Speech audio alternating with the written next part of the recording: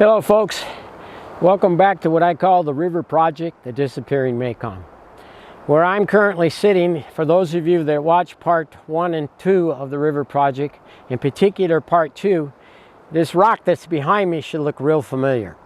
The only difference is that where I'm sitting right now, as compared to last year, I would be sitting in 5 to 6 feet of water. Just another example of how every single year the water flow becomes more and more diminished. And we're going to be dealing with parts 3 and 4 and the problems that go along with this diminished water flow on the Mekong River. I believe personally that the Mekong River is screaming at us. And it's a whisper of death. Because if something doesn't change on this river, and it certainly does not look like it's going to, that's exactly what's going to happen to this river. It right now is slowly dying. So I hope you will follow along on this project, parts 3 and 4, 2024. I look forward to having you along. I look forward to you doing your own research as I've stated in the past.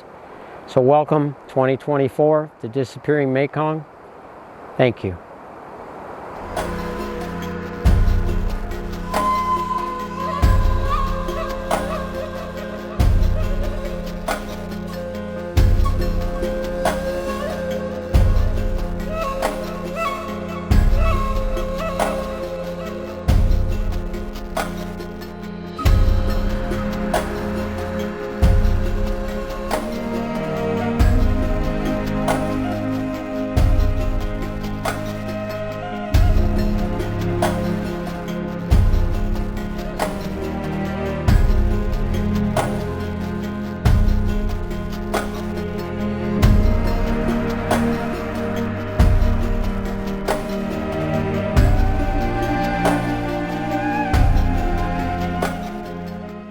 What I'd like to show you here is a much better map than what I used in part 2 of the Mekong River Project.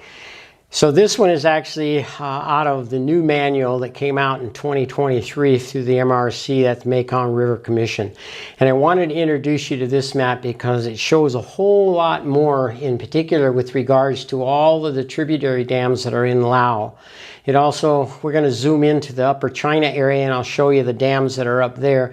And then we'll come back down and we'll deal with the central part of this map. And then we'll zoom down into Cambodia and the Mekong Delta and give you a little better idea as to what's going on. But this is a map, as I say, that was released in 2023. It was originally revised in 2020. But then with their recent manual that came out, they revised it again for the manual in 2023 for the operating or the Cascade operating rules. So I've zoomed into the upper area here that's actually in China. And what I wanted to point out here is the green dots here are the super dams. And so we have 1, 2, 3, 4, 5, 6, 7, 8, 9, 10, and 11. So those are the super dams on the upper portion of the Mekong River that actually come out of China. And then if you also notice these other colors here, these are kind of a tan brown color. These are dams that are proposed, and then there's one here that's currently under construction.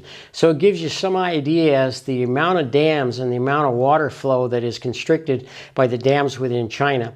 And it also gives you the idea, or you understand the fact that China actually has the button on the water. They control the amount of water that flows into the Mekong River, in particular when you get down into the southern or the lower Mekong River basin. So we move back down into the central part of the map. And once again, what I want to show here is all of these green little dots that are in Laos. These are tributary dams that are in operation and have been in operation, and these are the tributaries that flow into the Mekong River. Also, you'll see a lot of the same colored brown dots that you saw in the upper portion in China, and these are proposed dams or dams that are currently under construction. So I know as of part 2 last year, we had over 97 tributary dams, so it gives you some idea the amount of things that are going along with these tributaries that come into the Mekong River. So what I'm going to do now is we're going to move down into Cambodia. We're going to zoom into that area and we'll talk about that just a little bit. So we've moved into the lower portion of the map, and in particular what I want to show you here is this is Cambodia. This is Lake Tonle Sap that we talked about in parts 1 and parts 2 of the river project. But I want to move up here to the border between Laos and Cambodia, and there's a brand new dam here called the Don Chahong. And directly below that are two more dams that are under construction. So you can understand the dramatic diminished water flow, in particular during flood season, that comes back into Tonle Sap, which is one of the largest inland fisheries in Southeast Asia. And many people rely on the food source of that particular lake, as well as the nutrients that used to be brought for the rice crops all the way down into the Mekong Delta. And we're going to talk about other issues that affect the Mekong River in conjunction with what's affecting this area in the lower part of the map. What I'd like to do is welcome you to what I'm calling the sandbox exercise. And what I'm going to be doing here is drawing in the sand a picture of the dam as well as parts of the dam, i.e. the water that's stored behind the dam, the river that comes in, the river that goes out, and introduce you to the nomenclature or the names of the different areas, because that's what we're going to be referring to as we dive into parts 3 and 4 of the river project. So follow along, we're going into the sandbox. Okay, so we're in the actual, what I'm calling my sandbox exercise, and what I've drawn here is very simplistic drawing of, this would be the water behind the dam, the river coming in, the river going out. So what we're going to do now is we're going to actually name some of these areas. This area here, that there's the water behind the dam at maximum level, is called the impoundment area. Or another way you could refer to it is the area where the people have been evicted from their land in order to build this dam. But we can talk about that in another section here. This area back here, right here, is called the backwater area. This obviously is the upstream area. And once again, this is the impoundment area. This is the dam. And this is what's referred to as the tailwater area. And there may well be tributaries below this that come into the Mekong River itself. So that's a very simplistic nomenclature, if you will, of the dam, the water, the river coming in, the river going out. And now we're going to talk a little bit about a side view of the dam and the nomenclature within that area as well. So stand by, we'll go into the next sandbox exercise. And hey, chopsticks again, but there again, it's Southeast Asia. Welcome. So welcome back here to the sandbox exercise, and what I've done now is drawn a very crude representation of a side view of the dam, the water behind it, river coming in, river flowing out. So once again, we're going to talk about the upstream area, which is here, but more importantly, we're going to talk about this area right here, which is referred to as the backwater area. And this is where much of the sediment, in particular the heavier sediment, that starts to fall out as it comes into the impoundment area. The impoundment area, once again, is that area that's behind the dam that encompasses all of the water once the dam is actually full. So once again, the impoundment area. But here again, the backwater area is what we're really looking at here. Then as you go further towards the head of the dam itself, and I apologize, I wasn't able to extend this all the way to the bottom, you're going to get into different areas of depth of the water. And in particular, down here towards the bottom is the potential for an area that's called stratification. And there are a lot of implications that go along with that when that actually takes place.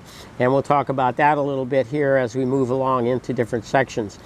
And here, what would normally be the wall of the dam, you have different gates at different levels depending upon what you're trying to do as far as releasing, for example, sediment, and a particular level of sediment when that is hopefully takes place, to allow sediment to come further down into the tailwater areas that go back into the river. Unfortunately, with a lot of this, especially with these dams, it interrupts the normal cycle or flow, or cyclical flow, if you will, of what used to happen on the Mekong River in regards to sediment, regards to fish migration, and many other areas that we're going to dive into.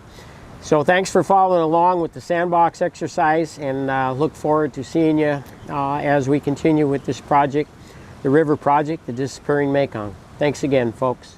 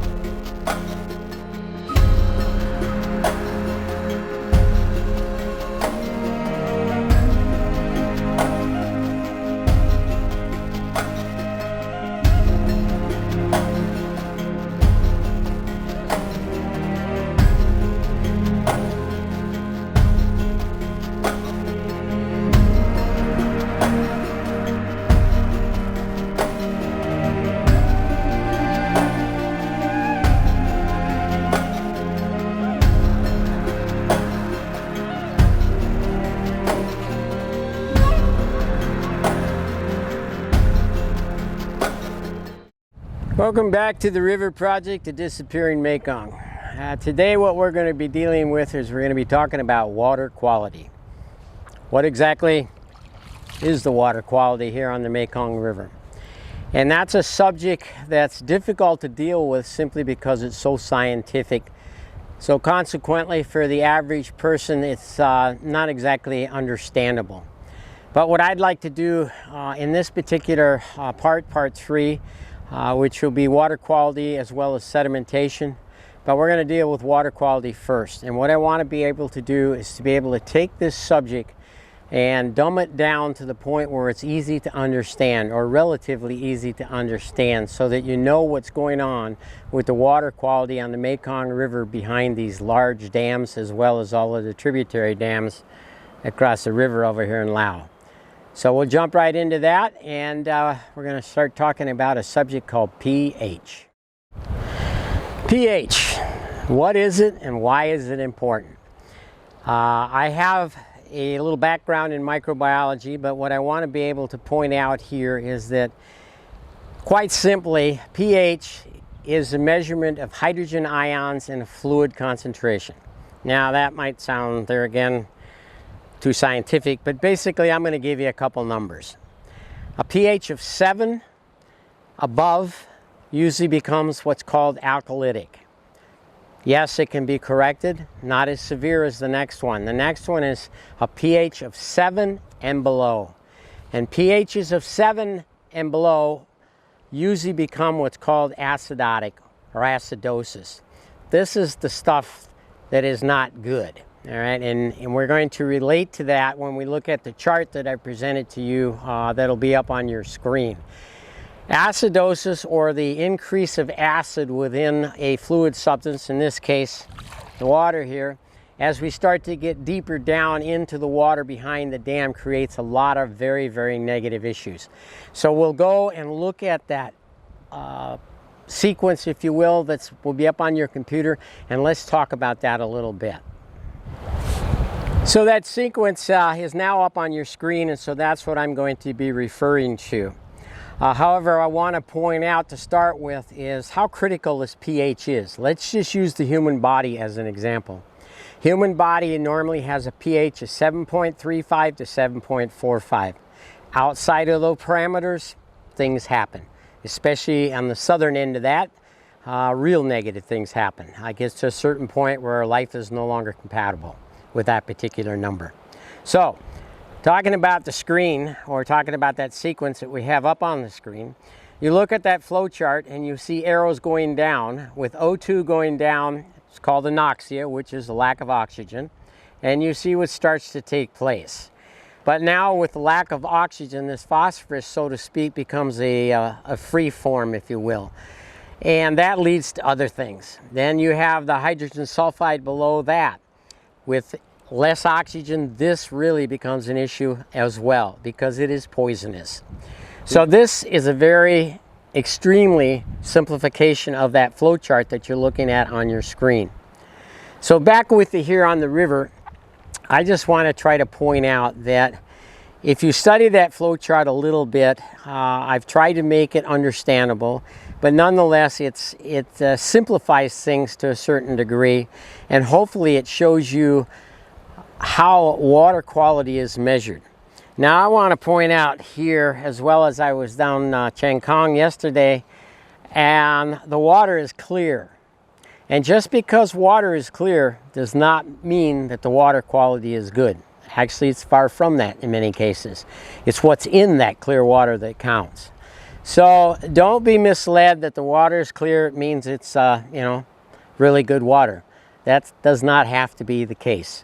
So hopefully you'll take this little tidbit of information that I just gave you, study a little bit, research a little bit, so that you have a better understanding of when they're talking about water quality with all these scientific terms and blah, blah, blah, that you can take it back to a very simplistic measurement, pH. What is the pH of the water? Because that is what's related to everything else with regards to life and the quality of life within that water. So I hope this has helped out just a little bit. And now what we're going to do is we're going to move into, let's call them fish stories, because I think it's probably a good time to point these fish stories out prior to moving into sediment. And there again, everybody's familiar with the fact, well, hopefully most people are familiar with the fact that the lack or the reduction of flow on this river, because of the dams and because the sediment is behind the dams, as to what's happening to the river as a whole and the ecology of the river related to the lack of sediment as well as the lack of quality water. So with that, let's talk about a fish story. One other thing I want to bring out real quick before we dive into the fish stories is, think about this. We talked about the water quality with one dam, all right? And the stuff that can be within that so-called stagnant water behind that dam, maybe somewhere in the neighborhood of 300 feet deep at some point behind the wall of this dam. What is going to happen when that dam releases water to the next dam? In particular, since we're actually moving towards the cascade of dams, with so many dams being put on rivers and tributaries. So what happens when that water goes down into next impoundment area of the next dam, and the next dam, and the next dam? I think you could probably get some idea here as to how difficult it would be or is to monitor this water quality when you're talking about this many dams, and the coordination the immense coordination that it will take, or I'm not sure if it's happening at this point or not. I know that there are monitoring stations, but being able to pass that information along from one dam to the next dam as far as the water quality and what's in that water. And I just want to mention real quick, once across the river here in Laos, you know, if you're talking, I'm just going to round up the number, if you're talking 100 tributary dams, and according to the MRC guidelines, there's supposed to be a monitoring station above the dam for the water coming into it, as well as below the dam where the water is coming out. Now, that's a lot of monitoring stations, but more importantly is, with that many stations, if in fact there are that many monitoring stations, how is all that information going to be disseminated and somebody can make sense of it all? That's a really good question. It's addressed in the latest manuals, but that doesn't mean that it's happening, because there again, it's a guidance. It's not a law, it's a guidance within these manuals. And quite simply put, it's in someone's sovereign border. They can choose to do it or choose not to do it. So, okay, I got that part in. Now we're going to get back into the fish story. The little fishies down here in the water, and see how they maybe get over the dam.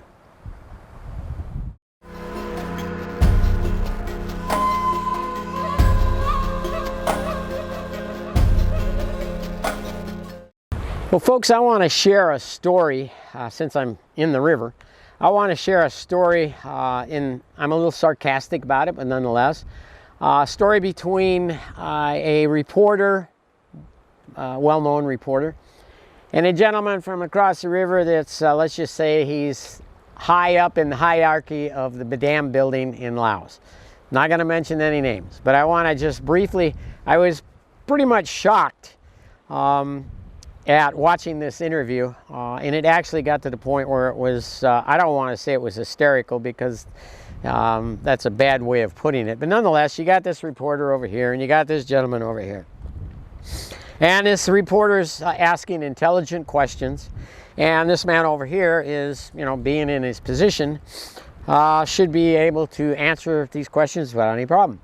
So the first question the reporter asks, he says, it's been reported that since this Exialbari Dam has been put into production now, that the water downriver has diminished dramatically.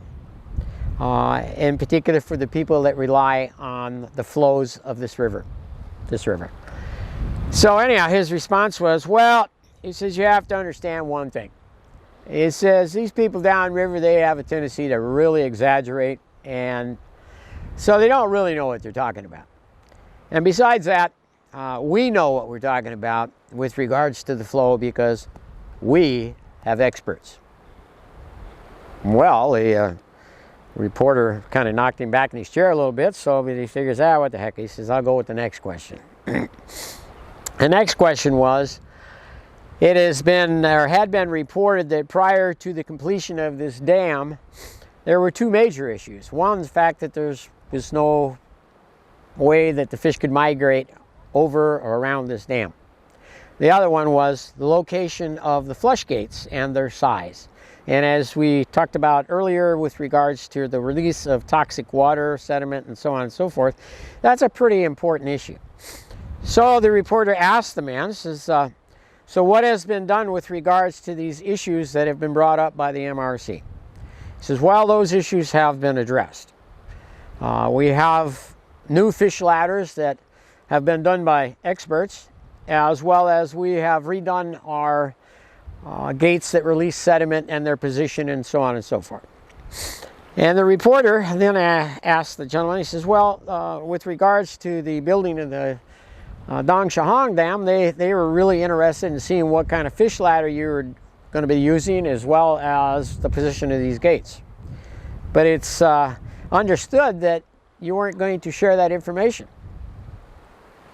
And of course the man didn't have a whole lot to say other than the fact that he looks right at the reporter and he says, you know, he says, that information is proprietary. It's secret. Of course the reporter is going, oh, wait a minute, what did you say? The man says, proprietary.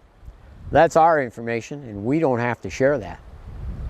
The reporter once again, oh, so you're not going to share this information so that maybe that particular dam might have a fish ladder that may or may not work. And I want to point out here that the majority of all fish ladders in the world, I'm talking the world, and you can research it, have a high failure rate. They don't work that well.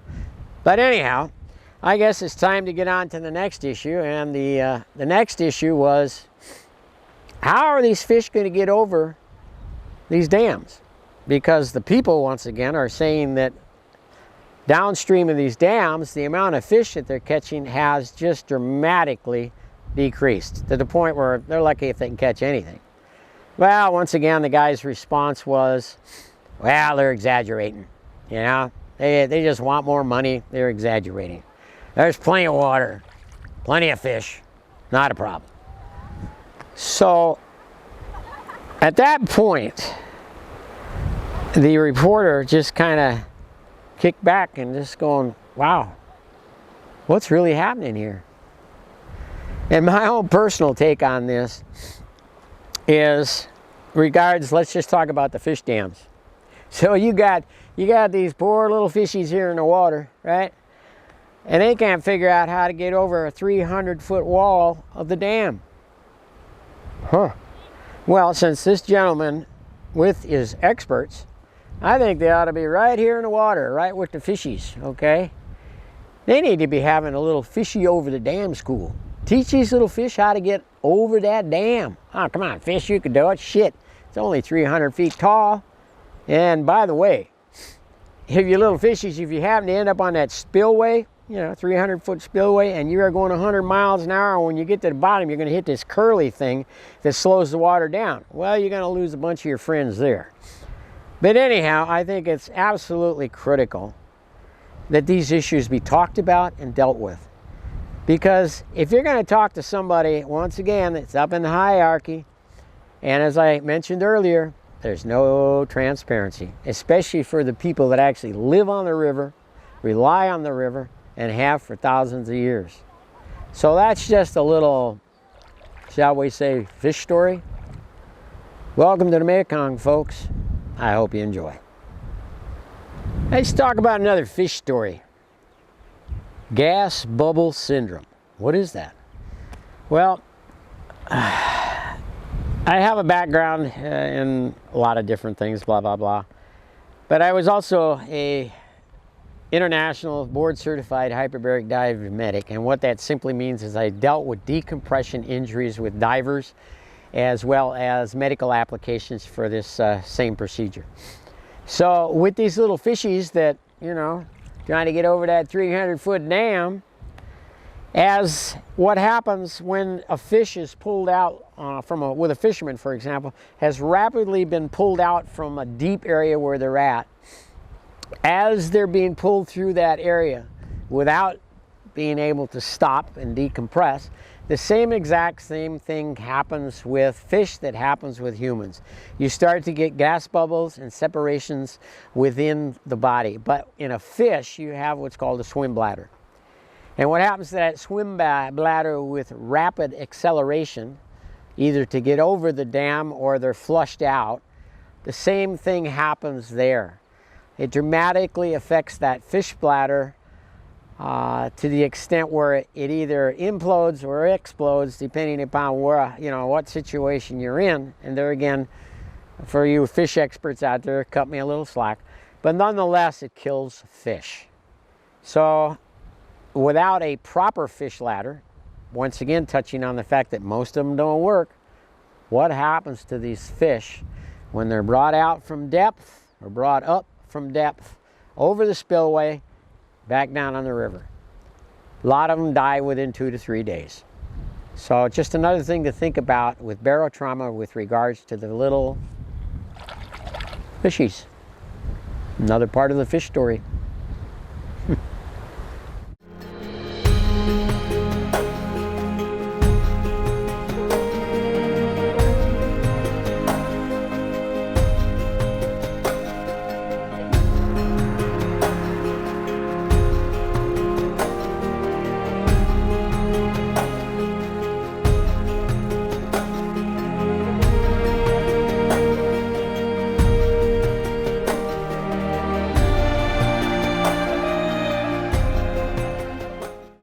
Well, before we get into the subject of sediment, I don't know if you can see it, if it's still behind me or not, but the trash bags that are floating down the river here and the pollution.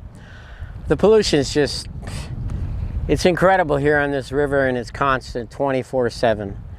And it still is beyond me why people that so-called rely on this river, and I know it's not everybody, don't get me wrong, but why they just throw their trash in the river, floats on down the river, out of sight, out of mind. Anyhow, that's my take on the pollution or the crap that they're throwing in the river just because they can, I guess. But let's talk about sediment a little bit. What is sediment? Sediment, as was pointed out in part 1, part 2, is a nutrient-rich stuff that's within this, or at least you hope it's within this. But unfortunately, as was pointed out, parts 1, part 2, there's a really good slide in part 2 that shows the amount of sediment that's being held back by these large dams. And it's a pretty accurate measurement. There are ways that they can do this from space. They can actually measure the amount of particulate that is in a water content. Nonetheless, it's just very, very simple. The sediment is not coming down the river. And what's at the end of this big river? You got the Mekong Delta. And the Mekong Delta, one of the largest rice growing areas in the entire world. They call it the rice pot. But nonetheless, they have some real big issues down there with regards to lack of sediment. Why do we have lack of sediment? Let's just take dams out of the picture, all right? And let's talk about sand mining. Let's talk about the sand bandits all over the world. They suck this stuff up because it's like gold. In that part 1 and part 2, I point out that sediment, or this sand that contains the nutrients necessary for everything along the Mekong, is the second most valuable resource in the world next to water.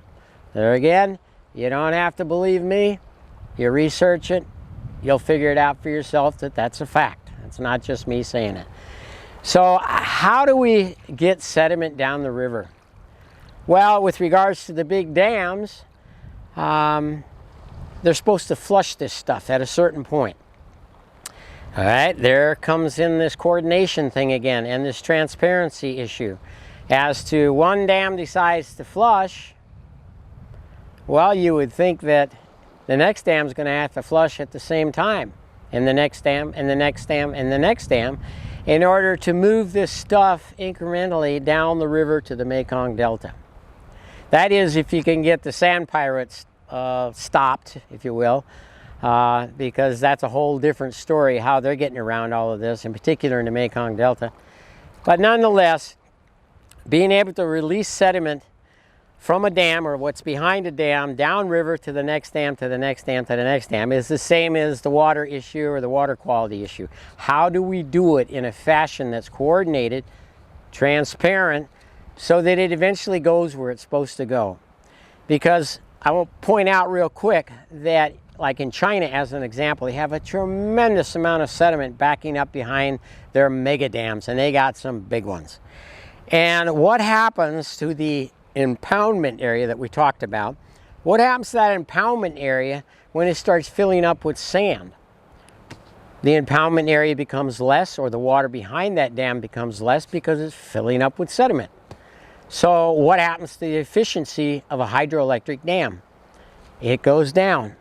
The figure that was pointed out to me on the dams in China was 3 to 6% a year they lose due to sediment backup behind the dam. That's pretty staggering. And when you come to, when they're doing their pre-dam analysis and so forth, this is supposed to be figured in, and they give a life expectancy for how long that dam will be able to produce electricity. And it's not accurate at all, and that's been proven by the figures I just gave you, which came out of China. They're the experts at dams. There's no two ways about it. They know what they're doing. But nonetheless, it's just another thing to think about with the lack of sediment moving down the river and backing up behind these hydroelectric dams. So the lifespan of these hydroelectric dams gets less and less and less as more and more sediment is backed up behind it. So that's another thing to think about when we don't have the sediment coming down the river like it's supposed to, in conjunction with the sand bandits that are stealing the sand worldwide because it makes better concrete, as I pointed out, parts 1, part 2 in the river project. But that is dealing with sediment. There's not much more that we can talk about it other than the fact that it's not flowing down the river, all right? But it needs to. So there again, it's all about the dam operators and what they're going to do about it, if they do anything about it. They're eventually going to flush. There's no two ways about that, because their efficiency is going down. But there again, one dam flushes. Does the next dam flush at the same time? Otherwise, now we're taking this sediment, giving it to the next guy, and his efficiency is going down. It's just an absolute crazy cycle. Crazy cycle on the Mekong River. Wow.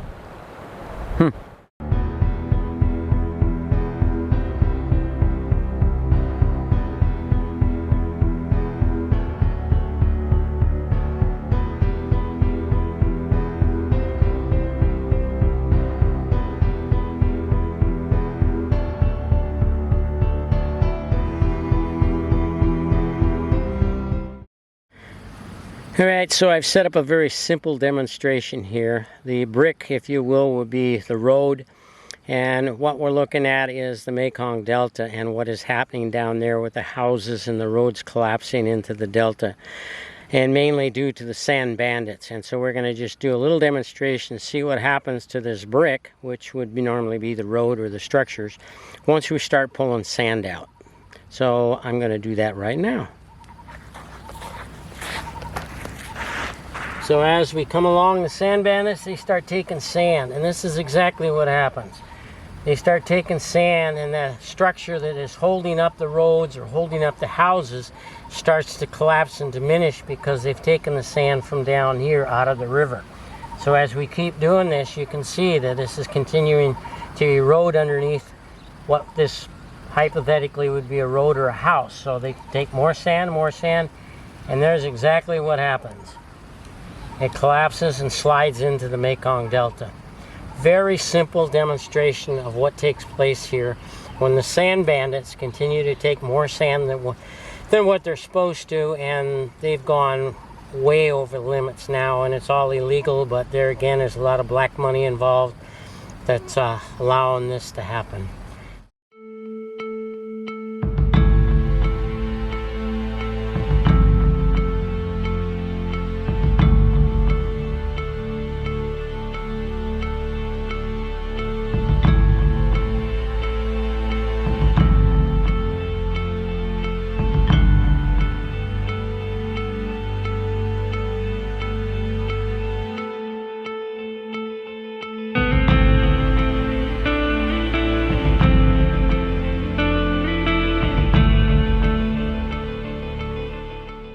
Well, I want to thank you for following along on the river project, the Disappearing Mekong, and this being part 3.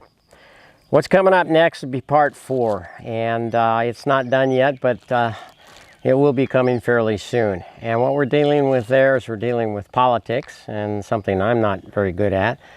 And we're also going to be dealing with lawsuits as well as hydropower greed. And in conjunction with that, we're going to be talking about where a lot of the black money is going within these systems. In particular, for example, the Mekong Delta with the sand mining. Vietnam, the government itself finally was able to apprehend, if you will, one of the big players down there in the Mekong Delta with regards to the illegal sand mining. And he was able to pocket over $10.5 million of black money by simply allowing these sand bandits to take way more than what they were supposed to take or what they were allotted. So I look forward to seeing you in part 4, and I hope you enjoyed part 3.